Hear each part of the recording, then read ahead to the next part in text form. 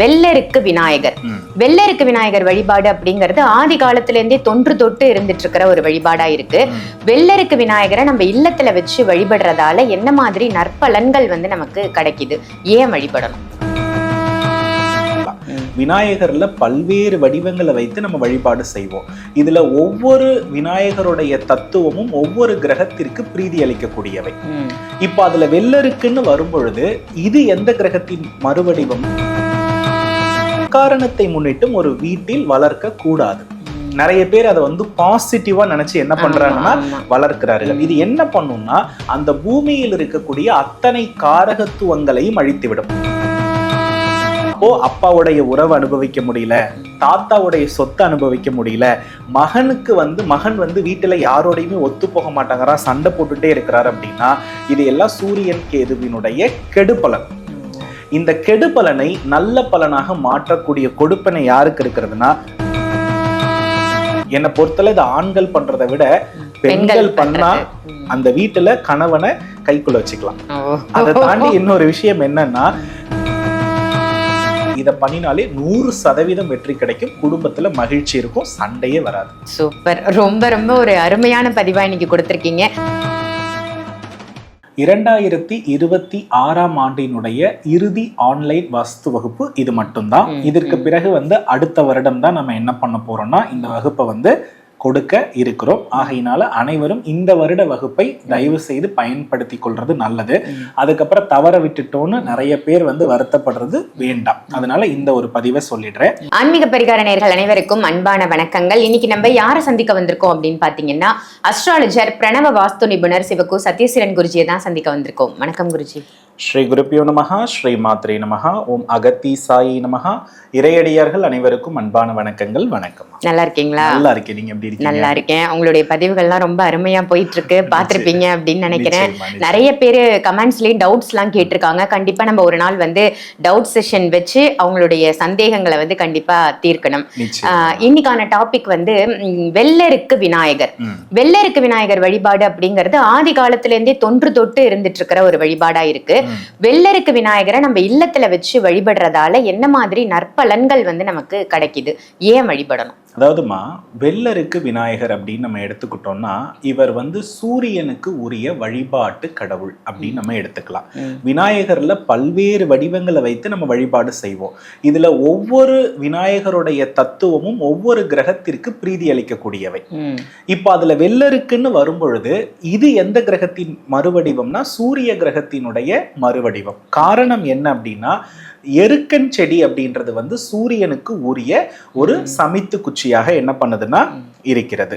இப்போ சூரிய பகவான் அப்படின்னாலே நமக்கு தெரியும், அவருடைய கட்டுப்பாட்டுக்குள்ளதான் இருக்கக்கூடிய மற்ற கோள்கள் அனைத்தும் என்ன பண்ணுதுன்னா சுழன்று கொண்டிருக்கிறது. அப்ப சூரியனுடைய மறுவடிவம் யாரு அப்படின்னா நம்ம வீட்டுல நம்ம அப்பா. அதுக்கப்புறம் அந்த அப்பாவுக்கு அப்புறம் அடுத்த ஒரு தலைமுறை அப்படின்னு நம்ம எடுத்துக்கிட்டோம்னா அந்த வீட்டுல வளரக்கூடிய ஆண் வாரிசு. அப்ப அந்த ஆண் சந்ததியினுடைய வளர்ச்சி அத்தனையுமே எதை மையப்படுத்தி இருக்கிறதுனா இந்த சூரிய பகவானுடைய அருளை மையப்படுத்தி தான் இருக்கிறது. பொதுவா சூரிய பகவான் தனித்திருப்பது அந்த அளவுக்கு நன்மை இல்லை.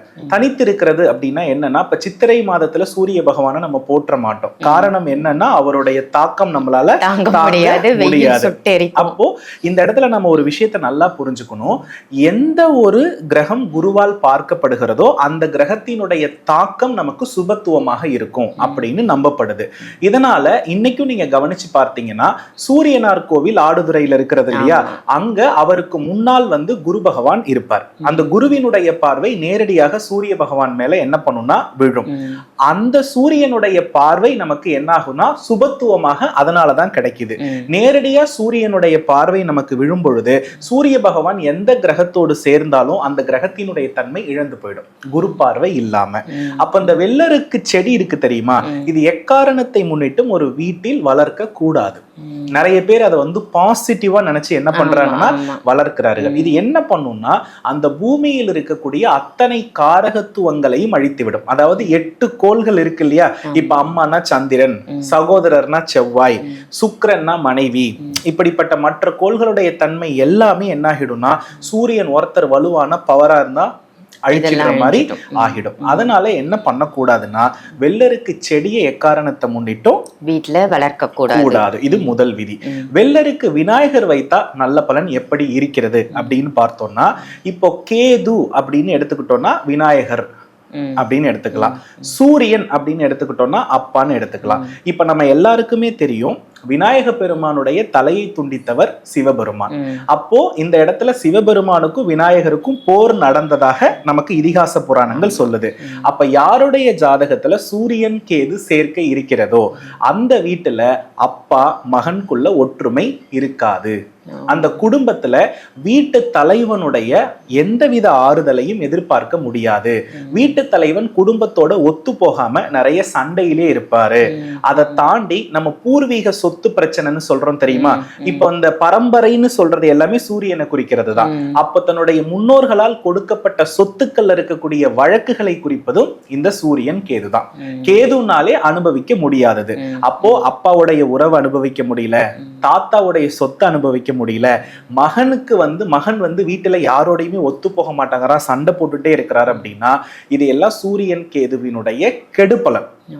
இந்த கெடுபலனை நல்ல பலனாக மாற்றக்கூடிய கொடுப்பனை யாருக்கு இருக்கிறதுனா வெள்ளருக்கு விநாயகருக்கு இருக்கிறது. அந்த அளவுக்கு பவர்ஃபுல்லானவர். அப்ப வெள்ளருக்குன்னா சூரியன், அதுல விநாயகர் வடிவம் கேது. சூரியன் கேது வந்துருச்சா, நம்ம முன்னோர்கள் எப்போதுமே என்ன சொல்லியிருக்காங்கன்னா அந்த விநாயகரை எப்போதுமே மஞ்சள் பூசி தான் வைக்கணும். ஏன்னா அந்த வெள்ளருக்கு செடியினுடைய ஆற்றல் வந்து வீட்டுல எல்லாத்தையுமே அழிச்சிரும். அப்போ மஞ்சள் பூசும் பொழுது மஞ்சள் என்பது குரு காரகத்துவம். அப்ப அந்த இடத்துல என்ன ஆகுதுன்னா இந்த கேதுவின் தன்மை நீச்சம் அடைகிற பொறுப்பை இந்த மஞ்சள் மட்டும் செய்யறது. அதனாலதான் மஞ்சள் வந்து மங்களகரம், தடையை நீக்குவது அப்படின்லாம் சொல்றோம். அப்போ அஸ்வினி நட்சத்திரம் வருது தெரியுமா, அந்த நட்சத்திரத்துல வெள்ளருக்கு விநாயகரை எங்கேயுமே வாங்கினா பவர் கிடையாது, சூரியனார் கோவில்ல போய் வாங்கினா பவர். நார்மல் ஷாப்ல வாங்காம சூரியனார் கோவில்ல போய் வாங்கணும். ஏன்னா யாருக்கெல்லாம் இந்த பரம்பரை சாபம் குடும்பத்துல வந்து எங்க வீட்டுல ஒரு ஆண் துணையே இல்லைங்க, பெண்ணா இருந்து ரொம்ப கஷ்டப்பட்டுக்கிட்டே இருக்கோம், அந்த ஆண் வந்து ஒத்தே போக மாட்டேங்கிறாரு, பிரிஞ்சேதான் இருக்கிறோம், பெண்களாக மட்டுமே போராடிட்டு இருக்கோம்னு எந்த வீட்டுல இருக்காங்களோ இவங்க நேரா எங்க கிளம்பணும்னா சூரியனார் கோவில் கிளம்பிடணும். எங்க அப்பா அம்மா வந்து ஒரு சாரர் குழந்தைகளுக்கு தான் சப்போர்ட் பண்றாங்க, எங்களை வந்து விட்டுட்டாங்க, அப்ப சொத்துக்கள் எல்லாம் ஒரு சாரர் சார்ந்துதான் போகுதே தவிர நாங்க நல்லா கவனிச்சுக்கிட்டாலும் எங்களுக்கு அதுல பெனிஃபிட் இல்ல அப்படின்றவங்க சூரியனார் கோவில் போகணும். அப்போ அங்க போயிட்டு அங்க வெள்ளருக்கு விநாயகர் இருக்கும். அந்த வெள்ளருக்கு விநாயகரை சூரிய பகவானை வணங்கி விட்டு என்னுடைய பிதுர் சாபம் எல்லாம் நீங்கணும்னு அஸ்வினி நட்சத்திரத்துல சிவப்பு மலர் கொடுத்து சூரிய பகவான் இருப்பாரு, ஆப்போசிட்ல குரு பகவான் இருப்பாரு. இரண்டு பேரையுமே பார்த்து வணங்கிட்டு அங்க நவகிரக சன்னதிகளும் உண்டு. அனைவரையுமே வணங்கிட்டு வரும் பொழுது வெள்ளருக்கு விநாயகர் வாங்கிட்டு வரணும். வெள்ளருக்கு விநாயகரை வாங்கிட்டு வந்து வீட்டுல ஒரு காப்பர் பிளேட், ஏன்னா காப்பர் பிளேட் வந்து சூரியனுடைய காரகத்துவம், அந்த காப்பர் பிளேட்ல பச்சரிசி இருக்கு இல்லையா, அதுல மஞ்சள் கலந்து வச்சுக்கணும், அதை காப்பர் பிளேட்ல நிரப்பிக்கணும். அது மேல அந்த வெள்ளருக்கு விநாயகரை என்ன பண்றீங்கன்னா வச்சிடுறீங்க. வச்சுட்டு என்ன பண்ணணும் அப்படின்னா அருகம்புல் இருக்கு இல்லையா, அது கேதுவின் மறுவடிவம். 108 நாமாக்கள் அல்லது 16 நாமங்கள் விநாயக பெருமானுக்கு தமிழ்ல சொல்லப்பட்டிருக்கிறது. அதை வைத்து ஒவ்வொன்றாக என்ன பண்ணணும்னா விநாயக பெருமானுக்கு அர்ச்சனை செய்யணும். முடிச்சிட்டு 2 மஞ்சள் வாழைப்பழம், அதுக்கப்புறம் ஒரு முந்திரி, ஒரு 7 எண்ணிக்கையில முந்திரி எடுத்துக்கிறது நல்லது. அதே போல வந்து பாத்தீங்கன்னா ஒரு பச்சை பயிறு ஒரு சின்ன கப்ல வச்சுக்கிறது நல்லது. இந்த பச்சை பயிறு வந்து ஊறின பச்சை பயிராக இருக்கணும், வெள்ளத்தில் ஊறிய பச்சை பயிராக இருக்கிறது, சுண்டல் மாதிரி வெள்ளத்தில் ஊறிய பச்சை பயிராக இருக்கணும். உதாரணமா வெள்ள தண்ணீர்ல அந்த பச்சை பயிரை நைட்டே ஊற வச்சிடணும். அது அடுத்த நாள் காலையில நம்ம வெறுமனை என்ன பண்ணணும்னா கொண்டு வந்து வைக்கணும். இதை வச்சுட்டு மந்திரங்கள் எல்லாம் சொல்லி முடித்ததற்கு பிறகு இதை நெய்வேத்தியம் முடிச்சுட்டு விநாயக பெருமான் கிட்ட எங்க வீட்டுல எங்களுடைய கணவர் நல்லா இருக்கணும், என் குழந்தை நல்லா இருக்கணும், சொல் பேச்சு கேட்கணும், எங்க குடும்பத்துல நல்ல ஒரு ஒற்றுமை இருக்கணும், பரம்பரை சாபம் பூர்வீக சாபம் அத்துணையும் தீரணும், குலதெய்வ அருள் நிறைவா இருக்கணும், அதே போல வந்து என்னுடைய முன்னோர்களுடைய ஆசீர்வாதம் ஏதாவது குறைவா இருந்தா கூட அது கிடைச்சி அவர்களுடைய சொத்துக்கள்ல இருக்கக்கூடிய வழக்குகள் எல்லாம் சரியாகணும், அது எங்களுக்கு பரிபூர்ணமா கிடைக்கணும்னு வேண்டிட்டு அந்த மஞ்சள் வாழைப்பழமும் வெற்றிலை பாக்கு பச்சை பயிர் வச்சோம் இல்லையா, அருகம்புல்லோட அர்ச்சனை பண்ண அருகம்புல்லோட எடுத்துட்டு பசுவுக்கு கொடுத்துடணும். அந்த பச்சை பயிரையும் வாழைப்பழம் அருகம்புல்லோட எல்லாத்தையும் எடுத்துட்டு போயிட்டு பசுவுக்கு கொடுத்துடணும். அப்படி கொடுத்து முடிச்சிட்டு பசுவின் பின்பக்கம் தொட்டு வணங்கணும். நீங்க ஃபர்ஸ்ட் டேல இருந்து 48 நாள் இதை தொடர்ந்து பண்ணணும். இதுல ஒரே ஒரு விஷயம், வீட்டோடைய மூத்த பெண் பண்ணா இந்த வழிபாடு ரொம்ப நல்லது. இல்ல ஆண்களே நான் என்னதான் பண்ணாலும் எனக்கு வாழ்க்கையில முன்னேற்றம் இல்லைன்னா ஆண்கள் கூட பண்ணலாம். இந்த வழிபாட்டுல வந்து மாதவிடாய் காலத்தை மட்டும் கொஞ்சம் பிரேக் எடுத்துக்கிறது நல்லது.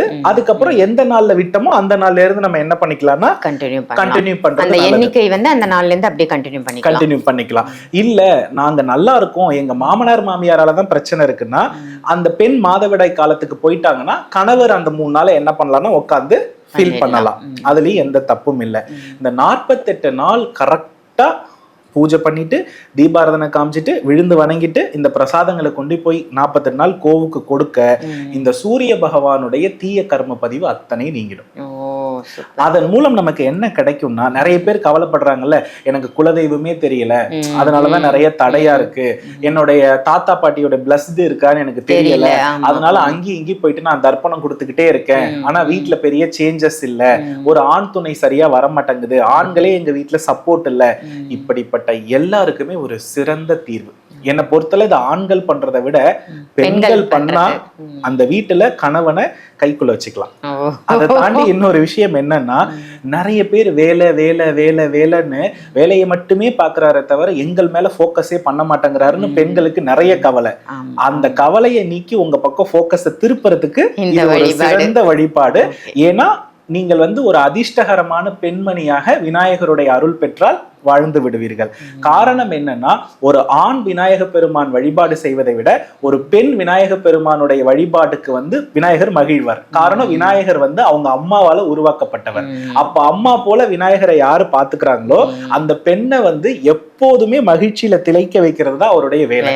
அதனாலதான் நீங்க வடநாட்டு பெண்கள், அந்த செல்வ நிலையில உயர்ந்த பெண்கள்லாம் பாத்தீங்கன்னா விநாயகர் பிரேயர்ஸ் தான் என்ன பண்ணுவாங்க. நிறைய லேடிஸ்க்கு விநாயகர்னாலே ரொம்ப பிடிக்கும். இத பெண்கள் வந்து விநாயகரை பற்றினாலே வாழ்க்கை ரொம்ப நல்லா இருக்கும். ஆனா திரும்ப சொல்லிட்ட, வெள்ளருக்கு விநாயகரை தவிர வேற எந்த வடிவிலும் விநாயகரை என்ன பண்ண வேண்டாம், வைக்க வேண்டாம். ஏன்னா ஒவ்வொரு விநாயக தத்துவத்திற்கும் ஒவ்வொரு பலன் உண்டு. இது நான் சொல்றது ஆண்களுக்கான பிரச்சனை இருக்கும்போது நான் சொல்லக்கூடிய வழிபாடு.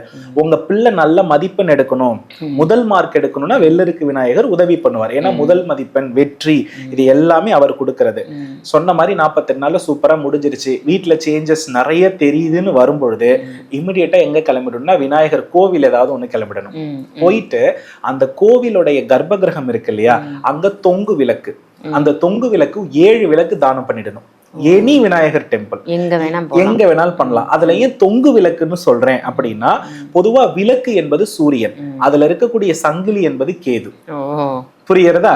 அப்ப சூரியன் கேது சேர்க்கைக்கு தொங்கு விளக்கு தானம் ஒரு சிறந்த பரிகாரம். அதை கொடுத்துட்டு அந்த விநாயக பெருமானுக்கு நம்ம நன்றி சொல்லிட்டோம்னா நம்ம வீட்டுல இந்த முன்னோர்கள் சாபம்னு ஜாதகத்தை தூக்கிட்டு போறீங்க தெரியுமா, அது எல்லாத்துக்குமே பெரிய தீர்வு. ஏன் என்கிட்ட முன்னோர்கள் சாபம்னு வந்தா கூட நான் இந்த பரிகாரத்தை தான் சொல்லுவேன். நிறைய பேர் வந்து குருஜி உங்களை பார்க்க முடியலன்னு சொல்றாங்க. அப்ப யாருக்கெல்லாம் முன்னோர்கள் சாபம் இருக்கிற மாதிரி நீங்க உணர்கிறீர்களோ இவங்க எல்லாம் இதை ஃபாலோ பண்ணிக்கோங்க.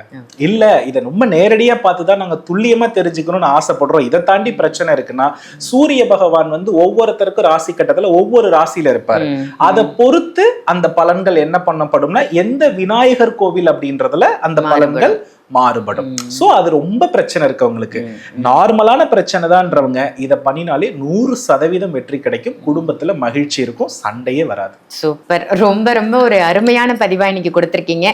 நிறைய பேருக்கு நிச்சயமா இந்த முன்னோர் சாபம் இருக்கான்ற சந்தேகம் இருக்கும், முன்னோர்களோட ஆசி இருக்கா இல்லையான்ற டவுட்டும் இருக்கும்.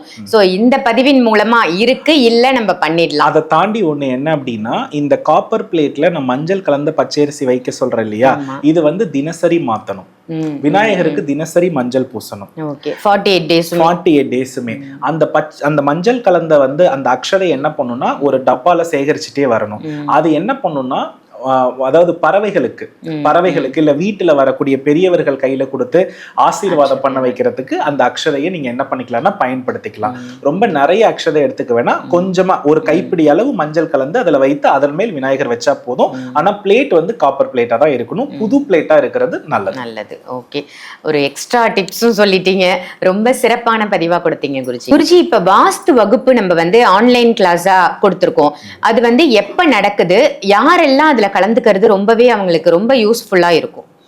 அதாவதுமா முதல்ல ஒரு சின்ன குறிப்பு என்னன்னா, 2026ஆம் ஆண்டினுடைய இறுதி ஆன்லைன் வாஸ்து வகுப்பு இது மட்டும்தான். இதற்கு பிறகு வந்து அடுத்த வருடம் தான் நம்ம என்ன பண்ண போறோம்னா இந்த வகுப்பை வந்து கொடுக்க இருக்கிறோம். ஆகையினால அனைவரும் இந்த வருட வகுப்பை தயவு செய்து பயன்படுத்தி கொள்றது நல்லது. அதுக்கப்புறம் தவற விட்டுட்டோன்னு நிறைய பேர் வந்து வருத்தப்படுறது வேண்டாம். அதனால இந்த ஒரு பதிவை சொல்லிடுறேன். அதை தாண்டி ஒரு வீட்டருடைய பலன் என்ன, அந்த வீட்டுல என்ன தவறு இருக்கிறது, ஒரு வீட்டை எப்படி கட்டமைக்க முடியும், நம்ம வீட்டுல இருக்க தோஷத்தை நம்மளே நிர்ணயம் பண்ண முடியுமா, அது எப்படி இருந்தா மாத்திக்கலாம் அப்படின்ற ஒரு விஷயத்தை தானே முன் வந்து ஒரு குடும்பத்திற்கு ஒரு வெளிச்சம் தரணும்னா அதற்கு இந்த வாஸ்து வகுப்பு அவசியமானது. பொதுவா இந்த வகுப்புல வந்து இங்கெங்க இது இப்படிதான் இருக்கும் அதை மட்டும் சொல்லுவேன்னு நினைக்க வேண்டாம். ஏன் இருக்கணும், எதனால இருக்கணும், அதனுடைய பிரதிபலன் என்ன, இப்படி தவறாக இருந்தால் அவர்களுடைய மனநிலை எவ்வாறு இருக்கும், அதை மாற்றிக்கொள்வதற்கான வாய்ப்புகள் என்ன அப்படின்றதினுடைய வழிமுறைகளும் சொல்லப்படுது.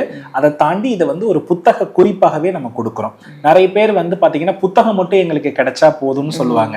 ஆனா நான் மீண்டும் சொல்றேன், அந்த வகுப்பை வந்து நேரடியா அது ஏன் எதற்கு எப்படின்னு ஒரு விஷயத்த நான் சொல்லாம நீங்க அந்த புத்தகத்தை மட்டும் படிச்சா எத்தனையோ வாஸ்து புத்தகங்கள் இருக்கு, அதை வச்சு உங்க வாழ்க்கையை நீங்க என்ன பண்ணிருக்கலாம், மாத்தி இருக்கலாம். ஏன்னா புத்தகத்தை மட்டும் நேரடியா படிச்சு இன்னொரு வாஸ்து நிபுணர் வந்து இது தப்புன்னு சொல்லும் போது உங்களுக்கு என்ன பண்ண தெரியாது, அது ஆமான்னு ஒத்துக்கிற மாதிரி இருக்குமே தவிர பதில் சொல்ல தெரியாது.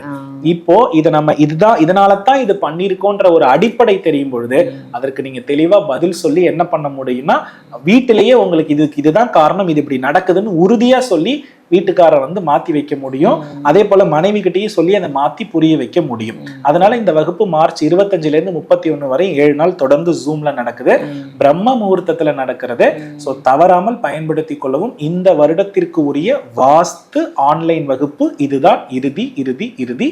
அதனால யாரும் தவறவிட வேண்டாம். நிச்சயமா இந்த பதிவு உங்க எல்லாருக்கும் பயனுள்ள பதிவா அமைஞ்சிருக்கும் அப்படின்னு நினைக்கிறேன். வாஸ்துவை பத்தின உங்களுக்கு விவரங்கள் தெரியணும் அப்படின்னு நினைச்சீங்கன்னா, இந்த வகுப்புல நீங்களும் சேரணும் அப்படின்னு நினைச்சீங்கன்னா கண்டிப்பா மார்ச் 25ஆம் தேதியிலிருந்து 31ஆம் தேதி வரைக்கும் ஆன்லைன் வகுப்பு, பிரம்ம முகூர்த்த வகுப்பா, அதுவும் இந்த ஆண்டிற்கான ஆன்லைன் கிளாஸ் அப்படிங்கிறது இதுதான் லாஸ்ட் அப்படின்னு குருஜி சொல்லியிருக்காங்க. ஸோ இதை எல்லாருமே பயன்படுத்திக்கோங்க. ஆன்லைன் வகுப்புல எல்லாருமே ஜாயின் பண்ணிக்கோங்க. நம்ம வாழ்க்கையில நடக்கக்கூடிய வாஸ்து ரீதியான பிரச்சனைகளை நாமே சமாளித்து சரி செய்து அதுல இருந்து வெளிவர முடியும். இது ஒரு அற்புத வாய்ப்பு, யாருமே தவற விட்டுறாதீங்க. இதே மாதிரி வேற ஒரு நல்ல நிகழ்ச்சியில உங்க எல்லாரையும் சந்திக்கின்றேன். நன்றி, வணக்கம்.